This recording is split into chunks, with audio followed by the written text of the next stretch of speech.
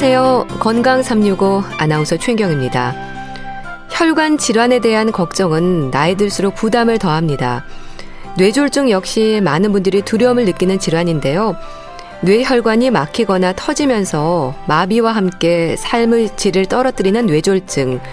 오늘은 특히 뇌혈관이 막히는 뇌경색에 대해서 알아봅니다. 증상이 갑자기 나타나는 게 특징이라고 하는데요. 시간이 지날수록 뇌세포가 죽어갔기 때문에 빠른 치료가 중요하다는 지적입니다. 되도록 빨리 발견해서 초기 치료할 수 있는 방법, 어떤 부분들에 민감해야 할지 살펴보겠습니다. 그리고 휴일의 영양 정보, 오늘은 채소의 매력, 채소가 갖는 영양 가치에 대해서 짚어봅니다. 건강 365 부활의 론리 나잇 듣고 시작하겠습니다. 갑자기 발생하는 증상, 그리고 증상을 보일 때 되도록 빨리 병원에 가야 하고 치료가 빠르게 진행돼야 하는 질환, 뇌졸중입니다. 뇌에 혈액을 공급하는 혈관이 막힘에서 나타나는 뇌경색, 그리고 뇌로 가는 혈관이 터지면서 발생하는 뇌출혈로 나뉘는데요. 오늘은 특히 허혈 뇌졸중, 뇌경색에 대해서 알아봅니다. 고려대 구로병원 신경과 김치경 교수와 함께합니다. 안녕하세요. 네, 안녕하세요. 네, 반갑습니다, 교수님. 뇌경색을 허혈 뇌졸중이라고 하지 않습니까? 허혈, 그러니까 피가 부족해진다는 뜻인가요? 네, 그렇습니다. 혈액이 잘 돌지 못한다 이런 뜻인데요. 혈액이 잘 돌지 못해서 피가 부족하게 되면 크게 두 가지, 이제 산소가 부족해지고 영양분 공급이 되지 않는 상태를 말합니다. 네. 그럼 뇌로 혈액이 돌지 못하는 이유가 뭡니까? 네, 뇌는 이제 전체 우리 몸에서 2% 정도 되는 무게를 차지하는데요. 그런데 이제 혈액 공급은 15%를 받고 있습니다. 그만큼 혈액 공급이 굉장히 많은 장기인데요. 이 혈액이 돌지 못하는 이유는 당연히 이제 혈관이 좁아지거나 막혀서 피가 공급이 되지 않은 상태가 되기 때문입니다. 그럼 혈전은 또 왜 생기는 건가요? 이미 이게 혈전에 대해서는 1800년대 독일의 유명한 의학자인 디르효가 이야기를 한 적이 있습니다. 혈전이 왜 생기느냐 이런 거에 대해서 이야기를 한 적이 있는데 세 가지 원인으로 혈전이 생긴다라고 이야기를 했는데요. 첫 번째는 피가 천천히 흐르거나 두 번째는 이제 피가 끈적끈적해져서 이렇게 굳으려는 성향이 생긴다거나 세 번째는 이제 혈관벽이라든지 심장벽에 손상이 생겨서 피가 잘 굳게 되는 이 세 가지가 모두 다 있으면 당연히 피가 굳게 되어서 혈전이 생기고요. 그중 이제 특별한 한두 개 정도가 좀 심하게 있다고 한다면 혈전이 생기게 됩니다. 네. 그럼 그렇게 혈관이 막히면요, 뇌세포가 죽어간다고 봐야 하는 거죠? 그렇습니다. 뇌세포가 굉장히 약하거든요. 이게 아마 우리 머리가 뇌를 좀 가볍게 만들려는 경향이 있습니다. 아무래도 직립보행을 하고 많은 기능을 뇌에 하지만 너무 무겁게 만들면 여러 가지 이제 균형에 문제가 있기 때문에요. 그러다 보니까 뇌세포에 이제 영양분을 공급한다든지 산소를 좀 저장시켜 놓는다든지 이런 저장 공간이 뇌에는 굉장히 부족합니다. 그래서 혈관이 막히게 되면 뇌세포가 급격하게 죽어간다 이렇게 이해하시면 되겠습니다. 그러니까 그렇게 시간이 지날수록 뇌세포는 점점 더 죽어가기 때문에 일단 빠른 치료가 필요한 거겠네요. 그렇습니다. 그래서 뇌세포 같은 경우는 산소라든지 영양분 공급이 되지 않으면 거의 1, 2분 내로 손상이 일어나기 때문에 빠른 치료가 필요합니다. 그럼 증상이 나타났을 때 치료를 그렇게 빨리 잘하면 뇌세포를 살릴 수 있습니까? 그래서 산소나 영양분이 공급되지 않으면 수분 내에 사망하기 때문에 치료의 기회가 전혀 없는 것이냐? 그럼 그런 건 아니고요. 사실은 이게 혈관이 막히게 되면 주변에서 이제 돌아가는 혈관이라든지 아니면 어쨌든 그래도 뇌도 막힌 혈관을 대체할 수 있는 그런 노력을 합니다. 혈액을 공급받기 위한. 그런데 이제 그런 공급받기 위한 노력이 상대적으로 좀 부족할 수밖에 없거든요. 그래서 이제 죽을까 말까 하는 뇌세포도 뇌경색 주변 부위로 상당히 많기 때문에 빠르게 치료를 해서 이렇게 이제 죽을까 말까 하는 뇌세포를 빨리 살려내는 것이 중요한 치료의 목적입니다. 네. 그래서 이 골든타임이라는 게 무척 중요하겠네요. 그렇습니다. 그래서 이제 골든타임이라는 게 굉장히 중요한 이유가 뇌세포가 워낙 빨리 손상을 받을 수 있기 때문에 우리가 막힌 혈관을 혹은 좁아진 혈관을 빨리 이제 뚫어줘서 혈액 공급을 충분히 시키는 게 중요한데요. 실질적으로는 과거에 이제 3시간 이내 치료가 되어야 한다. 치료법이 점점 개발되면서 4.5시간, 6시간 현재는 뭐 24시간까지 골든타임이 확장이 되었습니다. 그렇지만 모든 환자가 24시간 이내에 온다 해서 다 치료가 가능한 건 아니고 네. 그중에서 뇌가 좀 잘 견디는 분 이런 분들을 저희가 선택적으로 치료를 하고 있기 때문에 예. 사실은 골든타임이 뭐 6시간이다 18시간이다 24시간 하더라도 가급적 빨리 오실수록 그 손상을 최소화할 수 있기 때문에 무조건 빨리 병원에 오시는 게 중요합니다. 네.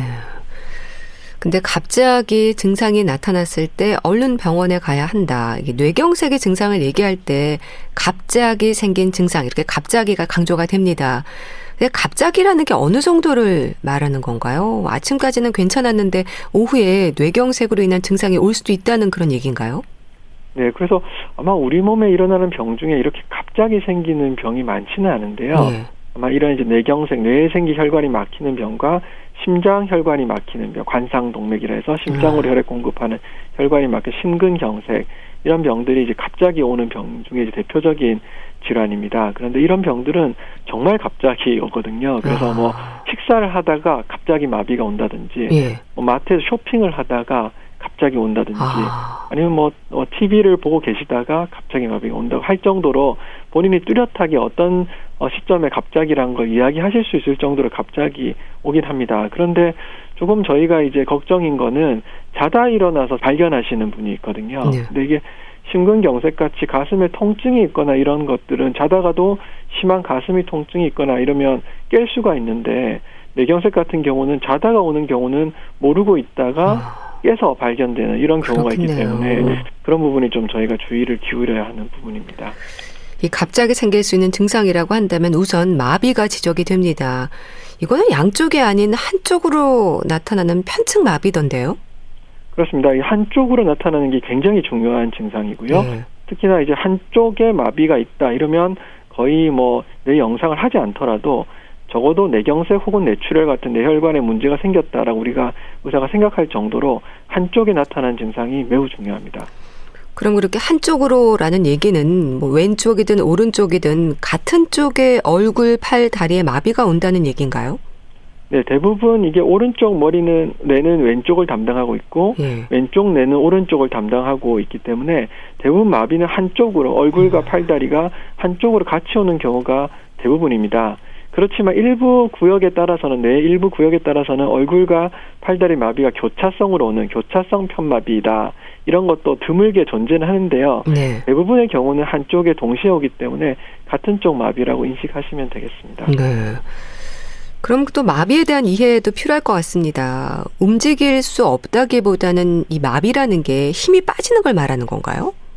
그래서 이 마비의 정도도 상당히 다양합니다. 이게 마비가 뭐 완전히 움직이지 못할 정도의 마비도 있지만 살짝 들고 있으면 살짝 떨어지는 정도의 마비도 있고요. 이 마비라는 게 실제 손상의 정도에 따라서 이게 상당히 다양할 수 있거든요. 그래서 뭐 우리가 완전히 못 걷는다든지 팔을 전혀 들지 못한다 이런 정도의 마비는 굉장히 심하다고 인식을 하실 수 있을 텐데 살짝 뭐 손이 좀 잘 안 쥐어진다든지 팔을 들고 있는데 살짝씩 떨어진다 이런 것도 분명한 마비의 증상이기 때문에 간과하시면 안 되겠습니다. 네. 또 한쪽 얼굴에 이제 마비가 오면 발음도 잘 안 되고 말이 새기도 하는데 이런 부분은 또 어떻게 이해하면 될까요? 발음을 알아들을 수 없을 정도를 말하는 겁니까? 그렇습니다. 사실 이게 얼굴의 마비와 발음이 조금 구별이 되는데요. 얼굴의 마비는 주로 입이 돌아간다든지 얼굴이 비틀어진다든지 이런 이제 표면적으로 눈에서 보이는 현상이고요.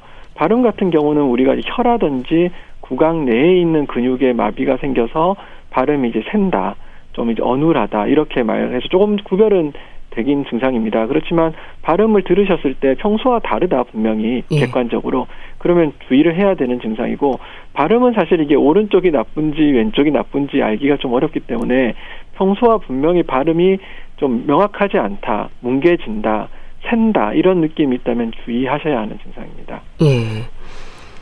증상에 대해서 꼭 기억을 하셔야겠네요. 일단 뇌졸중으로 인한 증상은 한쪽으로 오는 거죠? 그렇습니다. 그래서 좀 전에도 말씀드렸지만 왼쪽 뇌는 오른쪽을 담당하고 있고 오른쪽 뇌는 왼쪽을 담당하고 있기 때문에 이렇게 보통 이제 양쪽의 뇌경색이 올 수도 있겠지만 대부분의 경우는 한쪽의 혈관이 막히는 경우가 대부분이기 때문에 한쪽으로 마비가 오는 경우가 일반적입니다. 그럼 증상이 오른쪽, 왼쪽 어느 쪽으로 나타나든지 위험도라든지 하는 부분은 똑같은 겁니까? 내 혈관의 구성 자체는 양쪽에 크게 다르지 않기 때문에 예. 왼쪽의 마비든 오른쪽의 마비든 마비의 정도라든지 범위 이런 거에 따라서 뇌혈관의 크기는 왼쪽 오른쪽의 차이는 없는데요.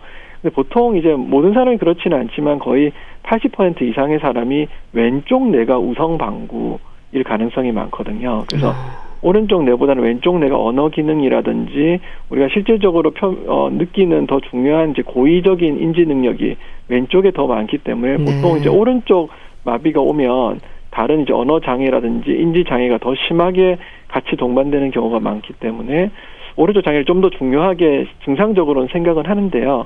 혈관 자체는 왼쪽이든 오른쪽이든 다 중요하다라고 생각하시면 되겠습니다. 집에서 할 수 있는 자가 진단법도 있다고 들었습니다. 어떻게 하는 건가요? 네, 저희 같이 뇌졸중을 진료하는 의사들의 모임에서 저희가 캠페인을 하고 있는 게 있는데요. 좀 기억하시면 좋겠는데 이웃 손발 시선이라고 해서 이야기를 하고 있습니다. 이웃 손발 시선이요? 네, 이웃 손발 시선 이렇게 이야기를 드리는데 물론 이제 본인이 측정하는 자가 측정도 중요하고 이게 본인이 측정 못하고 주변에서 발견하시는 경우도 있기 때문에 꼭 이 부분을 저희가 한번 의심이 되면 뇌경색, 뇌졸중, 뇌출혈 이런 것들이 의심되면 해보라고 말씀을 드리는데 이웃이란 건 이하고 웃어보세요 해서 얼굴 마비를 측정하고 손이란 건 두 손을 앞으로 뻗어보세요 해서 팔 마비를 측정하고 발이란 건 이제 발음이 명확한지 발음을 해보세요, 말을 해보세요 해서 발음 장애라든지 언어 장애가 없는지 확인하고 이제 조금 어렵긴 하지만 시선을 우리가 측정해보라는데 눈이 한쪽으로 돌아가 있다. 이러면 이것도 한쪽으로 돌아가 있다. 이러면 이제 나쁜 증상이기 때문에 이웃 손발 시선 이렇게 기억하라고 말씀을 드립니다. 네. 또 한쪽 마비 증상뿐 아니라 물체가 둘로 보이는 복시나 한쪽 눈이 안 보일 수도 있는 것도 뇌 손상의 위험으로 볼 수 있습니까? 그렇습니다. 사실은 이 이웃 손발 그러니까 얼굴 마비, 발음 장애, 그다음 팔다리 마비 이 세 가지가 3대 증상이라고 저희가 말씀을 드리는데 이 부분이 전체 뇌경색의 한 75%, 4분의 3 정도는 설명을 하는데 4분의 1 정도는 다른 뇌가 워낙 기능이 많기 때문에 다양한 다른 증상이 있을 수 있습니다. 복시라든지 혹은 균형 장애, 어지러움증 이런 것 그냥 두통도 사실 증상 중에 하나인데 이게 이제 두통이나 어지럼증은 뇌졸중이 아닌 증상도 사실 많이 있을 수가 있고 복시도 이게 꼭 뇌경색에 의한 증상은 아닐 수도 있지만 물체가 확실히 갑자기 두 가지로 나누어져 보인다 이러면 뇌경색의 중요한 증상이기 때문에 주의를 하셔야겠습니다. 그 어지럼증 같은 경우는요, 몸이 한쪽으로 기울어지거나 심하게 느껴지는 어지럼증은 다른 질환하고 구분하기가 쉽지 않겠어요? 네, 그래서 어지럼증이라는 게 워낙 다양한 형태의 원인에 의한 증상이기 때문에 이게 꼭 뇌에서 일어나는 일인가라고 이제 알기가 좀 어려운 경우가 있습니다. 그래서 이제 다른 증상, 아까도 말씀드렸지만 얼굴 마비, 발음 장애, 발음이나 언어 장애, 팔다리 마비가 있으면 같이 동반되면 당연히 어지럼증이 위험한 어지럼증이다라고 생각하셔야 되고 특히나 어지럼증 중에서도 균형이 안 잡힌다. 제대로 앉아있지도 못하거나 걸었을 때 한쪽으로 확실히 쏠린다. 이러면 물론 이제 귀에 있는 평형 기능의 문제인 경우도 있지만 우리가 뇌의 문제를 절대 놓치면 안 되기 때문에 이렇게 균형이 너무 안 잡힌다. 이러면 어지럼증 중에서도 꼭 뇌의 문제를 의심해야 하겠습니다. 네. 그렇게 갑작스러운 증상들의 판단이 어려울 정도라면 얼른 병원에 가는 게 답일 거라는 생각이 드는데 자녀들이 올 때까지 기다리거나 날이 밝을 때까지 기다리지 않고 되도록 빨리 119에 도움을 요청하는 게 가장 중요할까요? 그렇습니다. 사실은 이게 이제 119를 불러서 오시는 게 훨씬 도착 시간도 적게 걸리고 저희 연구에서도 치료 효과도 좋다 이런 연구 결과가 많기 때문에 이런 경우에는 절대로 이제 자가차를 이용하신다든지 직접 가겠다 이런 생각을 하지 마시고 꼭 119를 불러서 병원을 가시는 걸 추천드리는데 문제는 이제 본인이 할 수 있으면 좋은데 본인이 하지 못하는 경우가 있을 수 있기 때문에 이런 경우가 저희가 걱정이고 사실은 아까 이웃 손발 시선이란 것도 본인이 자가진단법이기도 하지만 주변에서 보셨을 때 이런 문제가 있으면 바로 119를 신고를 해달라라는 겁니다. 그래서 이게 모든 분을 다 이렇게 체크를 하고 있기가 쉽지는 않겠지만 소위 이제 위험 요인이 많은 분들 이전에 뇌경색을 앓았다든지 혹은 이제 고혈압, 당뇨병, 고지혈증 이 중에 이제 심장 질환 이 중에서 한 2가지 이상이 있다든지 흡연을 굉장히 장기간 오래 하면서 장기 위험 요인이 하나 있다. 이런 분들은 사실 좀 주의를 하셔야 하겠습니다. 네. 뭐 요즘은 많이들 아시는 것 같긴 한데요. 손을 딴다거나 하는 건 도움이 되지 않는 거죠? 그렇습니다. 사실은 이게 뇌경색이 아니라 뇌혈관이 막히는 거나 이제 좁아지는 병이기 때문에 어쨌든 뇌혈관을 어떻게든 우리가 열거나 넓히거나 해야 되기 때문에 다른 혈관을 건드리는 것은 큰 도움이 되지 않고요. 사실 뭐 손을 따는 거는 뭐 도움도 위험도 안 될 수도 있는데 네. 물을 먹인다든지 이런 것은 절대로 하시면 안 됩니다. 약을 뭐 먹여본다든지. 네. 왜냐하면 이렇게 뇌경색이 생기면 구강 기능이 떨어지면서 잘 삼키지 못하는 경우가 많기 때문에 그러다가 이제 뭐 기도 폐쇄가 돼서 질식이 된다든지 하는 위험이 있을 수 있기 때문에 그냥 119에 신고를 하시고 빨리 병원으로 가시는 것을 추천드립니다. 네. 이 뇌졸중에 대한 응급처치라고 하면 이제 처치가 가능한 큰 병원으로 일단 가는 거잖아요. 119 구급대원들은 이 급성 뇌졸중 검사와 치료가 가능한 가까운 병원을 알고 있는 거죠. 네, 그렇습니다. 저희가 최근에 저희 이제 대한뇌졸중 학회에서도 이에 대해서 홍보도 하고 있고 계속 저희가 그 구급대원이라든지 일선 이제 소방청과 계속 이야기를 하고 있기 때문에 그 부분은 뭐 너무 걱정을 마시고 119 구급대원에 맡기시는 게 맞다고 봅니다. 그럼 응급실에 도착을 하면 CT부터 찍게 됩니까? 네, 그렇습니다. 대표적으로 우리가 이제 뇌 영상 검사를 해야 이것이 적어도 이게 사실 혈관이 터지는 것과 막히는 것이 증상으로 좀 구별이 되긴 하지만 완전히 구별이 되지 않기 때문에 일단 막혔으면 뚫어줘야 되고 터졌으면 막아야 되는 서로 반대 방향이기 때문에 우선 터졌는지 막혔는지는 알아야 하기 때문에 영상 검사를 해야 되는데요. 이게 CT가 좋은지 MRI가 좋은지는 그때 상황이라든지 환자 상태 혹은 병원의 어떤 상황에 따라서 다 다르기 때문에 CT가 좋냐 MRI 좋냐는 의료진에 맡기시는 게 맞겠고요. 어쨌든 영상 검사는 빠르게 이루어져야 합니다. 네. 뭐 집이 아닌 다른 곳에서 증상이 생겼을 때도 있겠지만 일단은 혹시 집에서 위험이 발생할 때를 대비해서 가까운 병원을 좀 알아두는 것도 좋겠어요.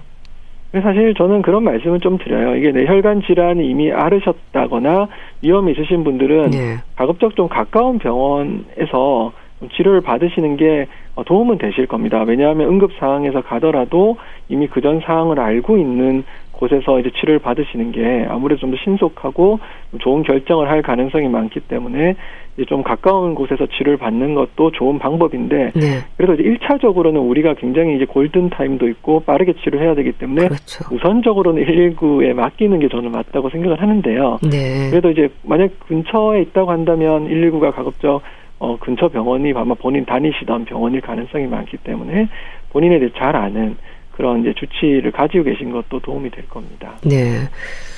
최대한 빨리 이제 병원에 가보는 게 좋을 것 같은데, 근데 증상 발생 후에 시간이 어느 정도 지났는지를 어떻게 압니까? 환자가 잘 모르는 경우도 많지 않나요?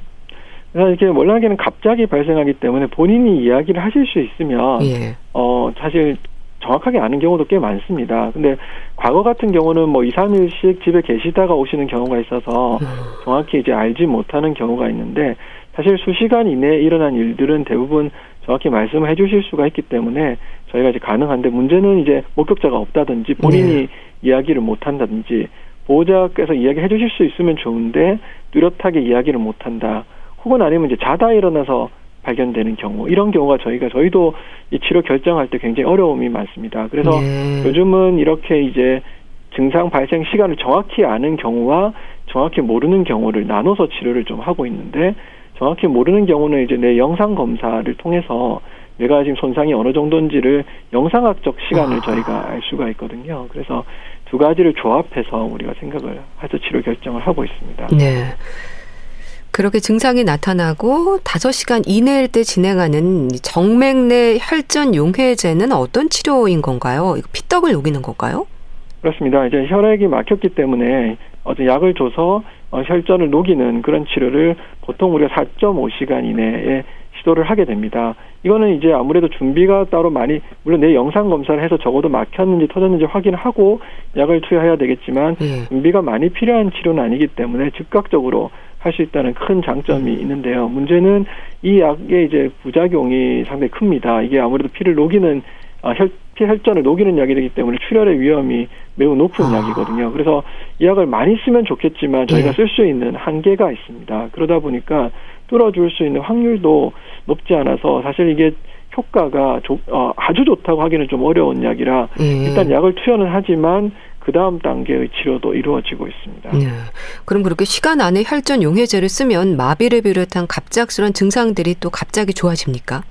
네, 일부 환자 한 20% 정도의 환자는 갑자기 혈관이 뚫리면서 급격하게 정말 놀라울 정도로 증상이 바로 좋아지는 경우도 있긴 한데 저희도 이제 앞으로 더 좋은 약이 개발되고 손쉽게 치료해서 그렇게 모든 환자를 그렇게 만들어 드렸으면 좋겠지만 사실은 또 80% 정도 환자는 약을 투여해도 효과가 바로 없을 수가 있기 때문에 그런 경우가 상당히 저희도 고민이고 또 새로운 치료가 또 최근에도 나오고 있습니다. 네.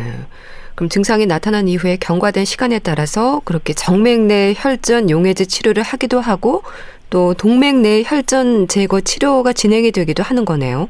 그렇습니다. 그게 정맥 내 혈전 용해제가 치료가 굉장히 효과가 매우 좋으면 그 다음 단계의 치료가 좀 저희가 필요 없겠지만 이게 안 뚫릴 수도 있기 때문에 그런 경우에는 이제 실질적으로 시술을 통해서 혈관에 우리가 철사나 이제 관 같은 이제 기구를 통해서 내 혈관에 접근을 해서 직접적으로 뚫어주는 치료를 하고 있고 과거에 비해서 이 치료의 효과가 상당히 좋아졌기 때문에 치료 성적이 훨씬 개선되고 있습니다. 하지만 아직까지는 이제 그렇게 치료할 수 있는 혈관이 큰 혈관이어야지만 치료가 가능하고 좀 뇌 혈관의 끝자락이라든지 실핏줄 같은 경우는 그런 이제 기구들이 접근이 불가능하기 때문에 그 경우는 앞에서 말씀드렸던 그러한 이제 그 혈전 용해제를 사용할 수밖에 없는 상황입니다. 네. 참 그렇게 되도록 빨리 치료가 진행돼야 한다는 게 강조가 되는 건 뭐 합병증이라든지 후유증이나 장애 때문일까요? 치료가 늦을수록 사망으로도 이어질 수 있는 겁니까? 그렇습니다. 이게 뭐 뇌경색이란 게 어떤 혈관이 막혔냐, 어떤 크기로 뇌 손상이 왔느냐에 따라서 사망부터 완전히 회복까지 굉장히 다양한 형태의 결과물이 나올 수가 있습니다. 그래서 어쨌든 초기에 우리가 치료를 잘 해야 이게 장기적으로 후유증도 적고 이게 사망률도 떨어뜨릴 수가 있기 때문에 사실은 추후의 치료도 물론 재활 치료라든지 예방을 위한 치료 그리고 장기적인 외래 관찰을 통한 치료도 중요하지만 초기 몇 시간 내에 환자분의 또 남은 여생의 삶의 질이 좌우가 되기 때문에 굉장히 저희가 응급실에서 주의를 기울이고 있고 열심히 치료를 하고 있습니다. 네. 그럼 증상이 나타난 지 하루가 지나버렸다. 이러면 어떻게 하나요? 그래도 최대한 빨리 병원에 가야 하지 않나요? 그렇습니다. 요즘은 치료가 이제 어떤 시간학적인 증상, 시간 경과도 중요하지만 영상적인 검사를 해서 뇌 손상이 어떤 분들은 특이하게도 하루가 지났는데도 내가 상당히 잘 버티고 계시는 분도 있거든요. 그래서 그런 분들 같은 경우는 조금 골든타임이 지냈더라도 우리가 이제 치료를 할 수 있는 찬스가 생기기도 합니다. 기회가 생기기도 합니다. 그래서 그런 경우를 발견할 수 있기 때문에 포기하지 마시고 가급적 그래도 조금이라도 빨리 가셔서 평가를 받아보시는 것을 추천드립니다. 네. 이 뇌경색을 비롯한 뇌졸중의 초기 치료만큼이나 예방도 중요할 텐데요. 뇌졸중의 위험 인자를 파악하는 것도 방법이라고 들었습니다. 맞습니다. 그래서 이게 여전히 새로운 치료법도 나오고 있고 치료 성적이 과거보다 많이 좋아지긴 했지만 여전히 이제 치료가 완벽하지는 않거든요. 그래서 후유증이 남을 수 있는 병이기 때문에 가장 이제 안 생기게 하는 게 가장 좋은 치료라 할 수 있겠고 우리가 또 위험 인자를 모르는 게 아니라 잘 알고 있습니다. 이게 동맥 경화라든지 심장의 부정맥 이런 것들에서 피딱지가 혈전이 만들어지는 경우는 우리가 이유를 잘 알고 있기 때문에 고혈압, 당뇨병, 고지혈증 치료가 있다면 치료를 잘 하시고 흡연하지 마시고 금연은 무조건 필수적으로 하셔야 되고 그다음 심장에 이제 심방세동이라는 부정맥이 있으면 그거에 대한 치료를 꼭 하셔야 한다라고 추천을 드립니다. 네.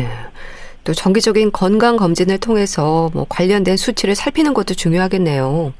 그렇습니다. 사실 건강 검진이라는 게 크게 이제 심내혈관 질환과 암에 대한 건강 검진 크게 두 파트가 있다고 저는 생각을 하고 있습니다. 그래서 암에 대한 부분은 워낙 관심들이 많겠지만 또 한 가지 중요한 우리가 흔한 질환이고 굉장히 이제 후유증이나 사망률도 높은 질환인 심내혈관 질환을 막기 위해서는 우리가 기본적인 혈액 검사 에서도 상당히 많은 정보, 또 혈압을 잰다든지 하는 기본적인 검진에서도 상당히 많은 정보를 얻을 수 있기 때문에 그 부분은 놓치지 마시고 하시는 것을 추천드립니다. 네. 그럼 심내혈관 부분에 좀 걱정이 있는 분들은 어떤 검사를 좀 더 받아보는 게 좋을까요? 또 주로 말씀드리는 건 혈압 관리 같은 경우는 이 혈압이 계속 변할 수가 있거든요. 그래서 한 번 재는 게 중요하다라고 하기보다는 어떤 분들은 혈압이 너무 높아요 하고 오시는 분들도 너무 낮아요, 아니면 뭐 그렇게 말씀하시는데, 사실 좀 기회가 되시는 대로 좀 자주 재보시는 게 저는 중요하다라고 말씀을 드리고, 보통 이제 아침 혈압이 좀 더 중요하다고 되어 있습니다. 그래서 아침에 자고 난 다음에 잠시 휴식을 취하시고 혈압을 재보는 혈압이 보통 하루 중 혈압 중에는 조금 높다라고 안정 혈압 중에서는 그나마 아침 혈압이 좀 높다라고 되어 있기 때문에 아침에 혈압을 좀 재보시는 게 필요하겠다라고 말씀을 드립니다. 네, 알겠습니다. 자, 말씀 잘 들었습니다. 오늘은 허혈 뇌졸중, 뇌경색에 대해서 알아봤는데요. 고려대 구로병원 신경과 김치경 교수와 함께했습니다. 말씀 감사합니다. 감사합니다.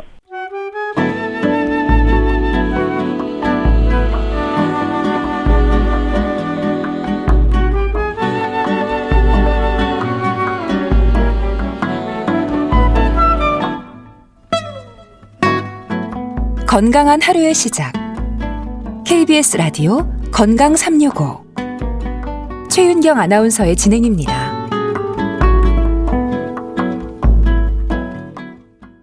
KBS 라디오 건강 365 함께하고 계십니다. 건강을 얘기할 때 빠지지 않는 부분 중에 하나가 채소 섭취입니다. 채소라고 하면 비타민 B나 C만 생각하는 경우도 많은데요.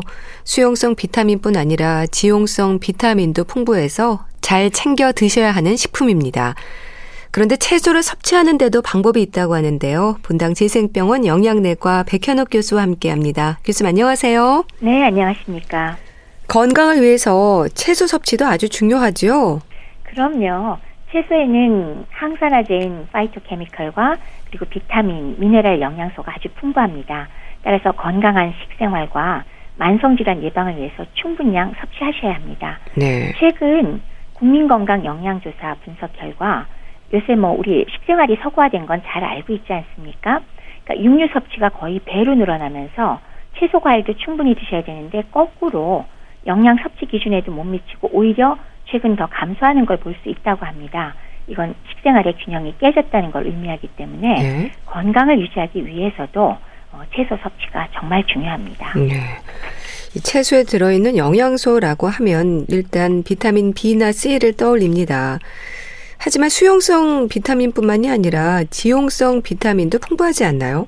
네, 맞습니다. 보통 먼저 떠올리는 비타민 B나 C는 수용성이고 또 파이토케미컬도 수용성인데 사실은 그 외에 지용성 비타민인 비타민 A, D, E, K 같은 것들이 풍부합니다. 물론 비타민 A는 카로티노이드라고 비타민 A 전구체 모습으로 들어있긴 하지만은 가장 풍부한 게 오히려 채소라고 할 수 있죠. 그 외에 효소와 식이섬유, 단백질 또한 함유되어 있습니다. 네. 참 이렇게 건강에 대한 관심이 높은 만큼 채소를 어떻게 해서 먹으면 효과를 높일 수 있을까에 대한 얘기들도 참 많습니다. 방법이 다양하죠. 먹는 방법 말씀이시죠? 네. 생으로 먹을까, 볶아 먹을까, 튀겨 먹을까, 데쳐 먹을까, 맛있겠네요. 생으로 먹는 게 약이 되는 채소도 있고요. 반드시 끓는 물에 데쳐야 되는 채소도 있고 또 기름으로 조리해서 먹는 것이 더 효과적인 채소도 물론 있습니다. 네. 지용성 비타민의 경우는 기름과 함께 조리하면 체내 흡수에 도움이 된다고 하던데요. 네. 이 지용성 비타민 A, D, E, K 등은 기름하고 함께 조리하면은 채소의 이 지용성 성분이 용출이 되면서 체내 흡수에 상당히 도움이 되죠. 따라서 채소를 조리할 때 지용성 비타민이 풍부한 경우에는 기름과 함께 조리해서 드시는 것이 좋은 방법이 되겠습니다. 네. 또 채소를 볶기도 하고 튀기는 것도 흡수를 촉진하는 방법이 될 것 같은데요. 호박, 버섯과 같은 채소들을 말하는 걸까요? 네, 거기 많이 든 것들인 건데요. 기름과 함께 채소를 조리하는 방법으로 우리 볶는다 그러죠. 소량의 기름 넣고 채소 자체 수분으로 볶는 방법. 그리고 다량의 기름에 튀기는 방법이 있죠. 채소가 단단한 정도에 따라서 방금 말씀 주신 호박이나 버섯 같은 거는 크게 썰어도 금방 잘 볶아서 먹을 수 있고요. 당근 같은 건 뭐 얇고 작게 썰어라. 뭐 이거는 뭐 당연한 얘기가 되겠고요. 당근 외에 피망이나 주치니, 이것도 뭐 호박 종류긴 합니다만은 이 카로티노이드 성분이 바로 비타민 A 그 전구 성분이거든요. 기름에 볶아 드실 때 흡수가 촉진되는데 특히나 당근의 경우는 비타민 C 산화 효소를 갖고 있기 때문에 네. 식초나 기름을 약간 넣고 50도 이상으로 가열해서 효소 작용을 억제한 뒤에 다른 식품과 조리하는 것이 좋다고 합니다. 네. 그리고 피망의 경우는 껍질이 두꺼워서요. 열에 의해서 비타민C 손실이 뭐 그다지 많지 않지만 너무나 오래 익히지 않도록 하면 그러면 뭐 더 좋다, 맛도 좋다라고 얘기를 합니다. 네. 그러니까 토마토를 기름에 볶아 드시는 것도 그런 이유에서이네요. 그렇죠. 토마토에는 라이코펜이라는 역시 카로티노이드 성분이 있죠. 이것도 비타민 A 정부체입니다. 볶거나 튀겨도 손실 없이 드실 수 있고요. 사실은 저 개인적으로는 미국의 터프스 대학 연구실에서 생체 카로티노이드 흡수 임상 연구를 하는 중에 네. 실제 토마토를 생으로 섭취하거나 데쳐서 섭취하는 것보다 기름과 함께 섭취했더니 실제로 그 대상자의 혈청에서 라이코펜의 농도가 굉장히 빨리 그리고 높이 상승하는 걸 볼 수가 있었습니다. 흡수 효율이 매우 높아지는 걸 의미합니다. 네. 또 가지 튀김을 즐기는 분들이 많은데요. 이게 맛도 좋지만 기름에 볶거나 튀기는 게 흡수율을 높인다고 들었습니다. 어떨까요? 네, 가지에는 보라색을 띠는 안토시안계의 나스닌이라는 성분이 들어있습니다. 요거는 수용성 성분이기 때문에 만약에 국물에다가 오랫동안 끓이고 있으면 그냥 녹아 나가버리거든요. 따라서 오히려 기름에 볶거나 튀겨서 드시는 것이 더 영양분을 고스란히 우리가 섭취할 수 있게 됩니다. 네. 그리고 가지 같은 경우는요. 독성분이 있어서 생으로 먹으면 부작용의 위험이 생길 수 있다고 들었습니다. 그런가요? 네, 가지에 솔라닌이라는 독성분이 있다고 합니다. 그래서 이 성분이 체내 칼슘의 흡수를 방해하면서 생으로 섭취했을 경우에 왜 매식매식하고 위경련도 생길 수 있고 실제 토하기도 하고 네. 어지럽거나 설사 등의 부작용이 나올 수가 있습니다. 따라서 살짝 데치거나 기름에 볶거나 튀기는 것이 좋은데요. 솔라닌이니까 좀 귀에 있지 않습니까? 감자의 그 신운에도 있고요. 솔라닌이요? 또 그렇죠. 익지 않은 푸른 토마토에도 있죠. 그래서 이런 것들은 다 충분히 익은 걸 선택하거나 기름에 조리해서 먹는 것이 좋겠습니다. 네. 두릅이나 고사리와 같은 봄나물도 주로 데쳐서 먹는 이유가 독성분을 제거하는 건가요? 네, 맞습니다. 봄나물 중에서 생으로 먹는 것하고 그다음에 익혀서 먹어야 될 것들로 나눠지잖아요. 네. 지금 말씀 주신 두릅이나 고사리 아니면 원추리 같은 것들이 각각 고유의 독 성분이 좀 들어 있습니다. 네. 고사리에는 그 비타민 B1을 분해시켜버리는 사야미네이즈라는 성분이 있어요. 따라서 이걸 그냥 생으로 먹어버린다면 B1이 모자라니까 기운도 없고 다리에 힘이 풀리고 정력이 떨어진다라는 결과가 나오기 때문에 아마 고사리를 먹으면 정력 떨어진다는 게 그래서 나온 것 같아요. 네. 그리고 그것만이 아니라 고사리에는 그 발암물질도 들어있다고 합니다. 스타콜로사이드라고. 근데 이런 것들이 고맙게도 물에 12시간 이상 담그거나 10분 이상 삶으면 네. 없어지고 분해가 된다고 하니까 익혀서 먹으면 되겠고요. 또 원추리에도 코리친이라는 성분이 있어서 혈뇨나 배뇨통 같은 게 나타날 수 있답니다. 따라서 반드시 끓는 물에 데쳐 드셔야 안전하겠습니다. 네. 봄나물 같은 경우는 요즘 참 맛있잖아요. 그렇죠. 나물에 함유된 영양소 같은 경우는 어떨까요? 이런 것들이 뭐 봄나물의 경우 다양한 바이타민 종류와 지용성과 수용성을 합쳐서요. 여러 가지를 갖고 있고 역시 제철 음식이기 때문에 예. 요새 드시기에 가장 알맞겠죠.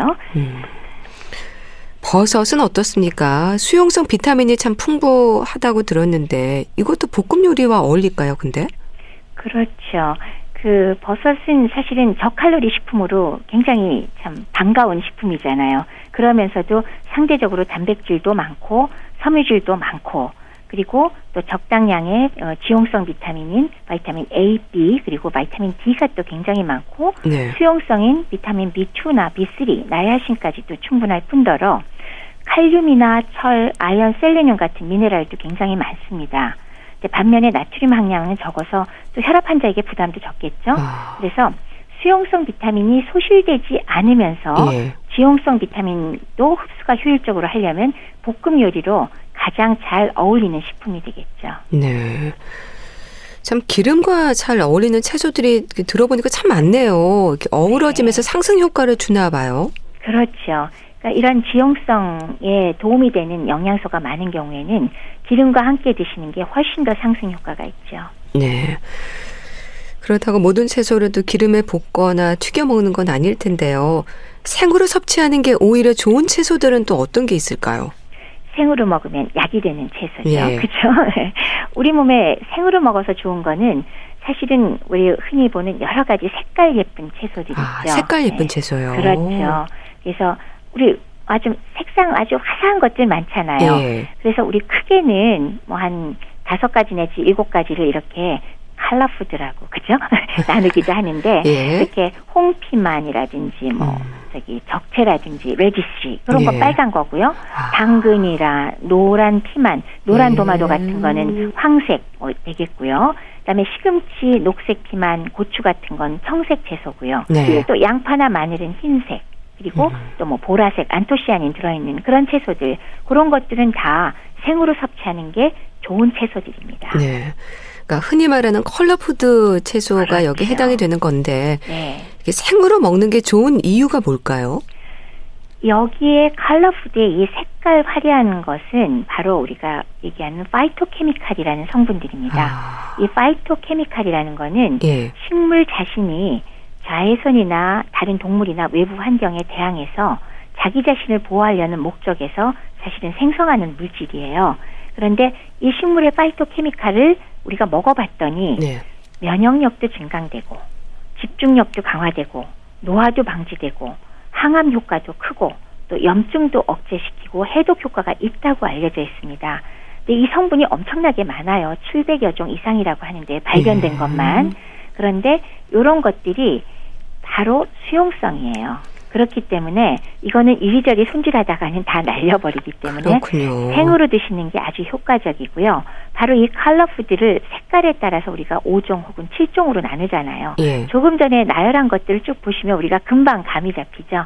예쁜 빨강색 채소들 네. 쭉 있었고 또 그린 컬러 초록색 채소들 있었고 노랑이나 오렌지 컬러 있었고요. 그다음에 뭐 퍼플이나 블랙 컬러 해서 있었고요. 그리고 하얀 것들은 뭐 양파, 마늘 같은 거. 그래서 이렇게 나누어서 골고루 드시면 뭐 생으로 드시면 아주 손실 없이 많은 영양소를 골고루 드실 수 있습니다. 네. 자, 그리고 채소의 세척도 지적이 되는 부분입니다. 이제 세척 방법도 참 다양하더라고요. 식초나 소금을 넣어서 씻는 분들도 있고요.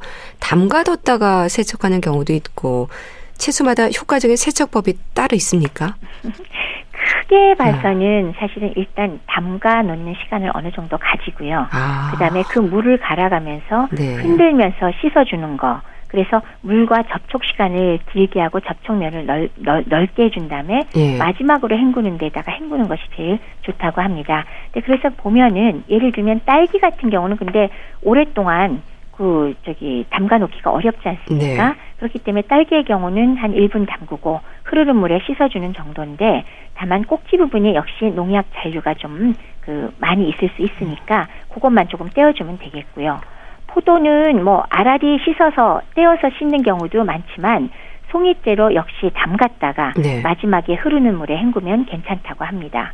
그리고 사과도 역시 물에 씻되 초반에 어느 정도 담가놨다가 씻으면 더 잘 씻겨 나갈 수 있고 예. 꼭지 근처 움푹 들어간 부분에 남아있을 경우가 있으니까 농약이요. 이 부분은 빼고 먹는 게 더 나을 것 같고요. 예. 깻잎, 상추 뭐 이런 것들은 다른 채소보다 좀 더 오래 5분쯤 담갔다가 그 흐르는 물을 마지막으로 헹궈주신 거 역시 도움이 됩니다. 그다음에 파는요. 하단에 농약이 많다면서 뭐 떼어버리는데 실제로는 뿌리보다 잎이 더 많답니다. 따라서 오히려 겉에 잎을 한 장 떼어내고 네. 이거 물로 씻는 게 오히려 안전하다고 하고요. 배추에는 역시 겉에 농약이 잔류할 수 있으니까 겉잎을 2-3장 띄고 흐르는 물에 잘 씻어서 닦아서 드시면 되겠고요. 네. 마지막으로 고추 같은 경우는 끝부분에 농약이 남는다고 알려졌지만 실제로는 그렇지 않다고 합니다. 한 군데만 있는 게 아니기 때문에 역시 일정 시간 담갔다가 네. 그다음에 흐르는 물로 마지막에 잘 씻어서 드시면 됩니다. 네. 식초나 소금을 좀 넣어서 씻는 건 어떨까요? 저도 사실은 식초를 그냥 제 심리적으로 넣는데 예. 실제로 그 실험을 충분히 해봤을 때는 네. 식초나 무슨 뭐 수치나 소금이나 베이킹 파우더를 넣은 게 그 농약 잔류물을 더 세척하는 효과가 별로 차이가 없다고 합니다. 그래서 실제로는 충분히 물에 담가서 물에 닿는 면적과 시간이 많은 게 확실하게 차이가 나지 네. 그걸 섞는 게 그다지 큰 차이는 없기 때문에 아까 말씀드렸듯이 일정 시간 담가놨다가 예. 그다음에 담근 물을 계속 바꿔가면서 흔들어서 두세 번 씻고 마지막에 흐르는 물에 씻으면 가장 이상적이라고 합니다. 이건 과학적으로 연구를 해서 그렇다고 하니까 네. 저도 그런 줄 알겠습니다. 네. 참 고른 영양과 균형 잡힌 식단을 위해서 이렇게 채소를 섭취하는데 신경을 써야 한다는 건 아마 누구나 아실 텐데요. 근데 남성들의 경우에는 이 채소에 좀 소극적인 분들이 많지 않나요? 사실 뭐 요새 왜 현대화된 식품, 식생활 때문에 국민건강영양조사도 말씀드렸다시피 네. 육류 섭취는 늘지만 오히려 채소 섭취가 더 줄어들고 있다라는 말씀드렸습니다. 근데 평균적으로 하면은 개인차가 커서 그런지 남녀의 차이는 평균을 내면 그렇게 많지는 않은 것 같지만 네. 아무래도 식생활 습성 자체가 그런 성향이 좀 더 큰 것 같기는 합니다. 근데 그게 개인적인 편차가 큰 게 아닌가 생각은 하는데 네. 환경적으로 좀 더 적극적으로 채소를 먹기 쉬운 그런 환경을 만들기는 남성이 아무래도 좀 어렵겠죠. 네. 이런 남성 환자들도 많이 만나실 텐데요. 좀 채소 섭취에 좀 소극적인 분들에게 어떤 조언을 하세요? 대체할 수 있는 방법 같은 걸 좀 알려주시나요? 가급적이면 드시라고 일단 일차로 권고를 하고요. 예. 그렇죠. 그리고 정이 안 되면 사실은 건강기능식품을 활용을 좀 할 수가 있겠죠. 그러니까 왜 드시는 식습관이나 이런 거를 충분히 얘기를 나누고 네. 바꿀 수 있는 부분은 바꾸도록 같이 노력은 해보지만 정이 안 될 때는 각자에게 적정한 건강기능식품을 같이 상의해서 의논해서 그 보조적으로 부족한 영양소를 제공하는 기능을 하도록 하는 것도 하나의 방법이 될 거라고 생각을 합니다. 네. 그러니까 채소 섭취에 부담을 느끼는 분들에게는 이런 건강기능식품이 도움이 되기도 하겠어요. 그렇죠. 그러니까 도저히 환경적으로 내가 충분히 먹을 수가 없다. 그런 분들하고는 상의를 충분히 합니다. 어떠한 것들을 바꿀 수 있는 거 없는가를 보고 네. 생활 습관 확인하고 그러고 나서 이제 또 많은 분들이 스스로 생각을 하고 오세요. 나 네. 이런 거 먹어도 됩니까? 그러고 그러면 이제 그런 걸 갖고 같이 의논을 하죠. 네. 그런 것의 성분은 어떻고 이렇고 현재 습관은 어떠니까 네. 이게 낫겠다 저게 낫겠다를 상의를 해서 결정을 합니다. 예. 아이들 같은 경우에도 채소를 잘 안 먹잖아요. 그래서 그렇죠. 갈아서 먹이기도 하는데 네. 성장기에는 특히 채소를 통한 영양 섭취가 중요하겠죠. 그럼요. 특히나 왜 이 성장기 그리고 청소년기 이런 청년기의 경우는 정말로 개인의 습관에 따라서 그 국민건강영양조사의 상황에서도 그런데 개인차가 너무나 심합니다. 네. 그러니까 잘 먹는 사람은 잘 먹는데 안 먹는 사람은 아예 전혀 그건 물론 자기 자신의 편식 영향도 있을 수 있고요.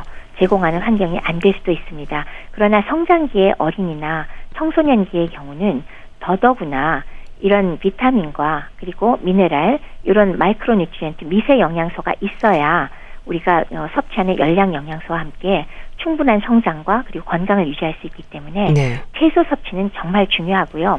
그렇기 때문에 최근에 몇 년간 채소 섭취를 어떻게 늘리는가 하는 거에서 예를 들면 서울시 같은 경우에는 네. 채소 섭취 사업을 아예 진행을 하고 있잖아요. 매년. 그렇기 때문에 뭐 채식 식단을 새로 마련한다거나 네. 그런 식단을 판매하는 식당 뭐 이런 거를 후원한다거나 재료를 쉽게 구한다거나 이런 것들은 정말 사회 환경적으로도 우리가 많이 노력을 해서 좀 더 쉽게 채소에 접할 수 있게 하는 것도 중요한 사안이라고 생각이 됩니다. 네. 이 비타민 부족이 주는 건강상의 위험도 좀 지적을 해주시면 도움이 되지 않을까 싶습니다. 비타민의 경우는 각 지용성과 물론 수용성이 있을 거고요. 네. 이런 마이크로뉴트리언트 그러니까 하나하나의 제각각의 성격들이 있죠. 그래서 우리가 왜 비타민이 부족하다 그럴 때 환자분들이 나 비타민 부족한 거 아닌가요? 그러면서 오실 때 알아서 오시는 분들 중에 예. 입 주변이 헐거나 그다음에 혀가 헐거나 입속 구강에 네. 헐고 상처 나는 거 있죠. 그거 맞습니다. 비타민 B군이 모자라거나 그러면 당연히 문제가 생기고요. 네. 그다음에 C의 경우도 역시 점막의 건강에 문제가 있고 비타민 A 역시 점막 건강에 문제가 있을 뿐더러 예. 아연도 점막 건강에 문제가 있죠.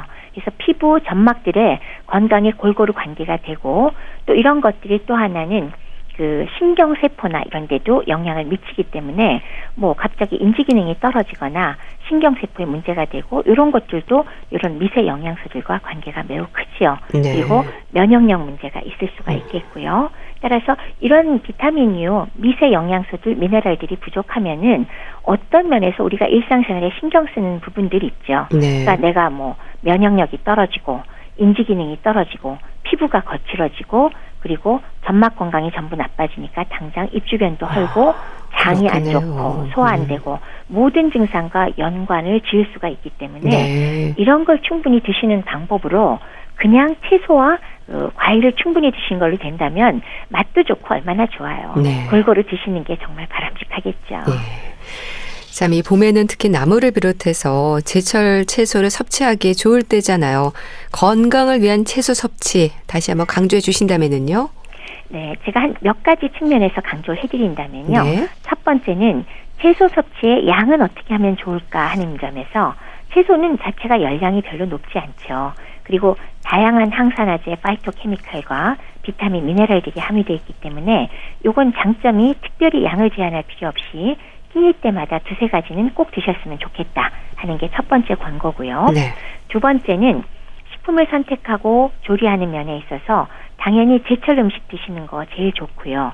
조리 방법에서 봄나물을 먹을 시기인데 봄나물은 더더구나 생으로 먹어서 좋은 나물과 반드시 끓는 물에 데쳐서 드실 나물을 구별하도록 해야 되는 거 앞에서 말씀드렸죠. 네. 데쳐서 드셔야 될 게 두릅이라든지 원추리라든지 고사리라든지 그런 것들은 반드시 데쳐서 드시도록 하시고요. 네. 그 다음에 그 외에 또 조리 방법으로 이렇게 생으로 먹느냐 데쳐 먹느냐 이외에 기름으로 조리하면 효과가 좋은 지용성 비타민이 많이 들어있는 함유채소는 적절하게 볶거나 튀겨서 드시는 게 바람직하죠. 아까 예를 들어드린 가지라든지 버섯이라든지 당근이라든지 호박이라든지 이런 건 꼭 기름으로 볶거나 데쳐서 드시도록 하시고, 데치는 게 아니라 볶거나 튀겨서 드시도록 하시고요. 네.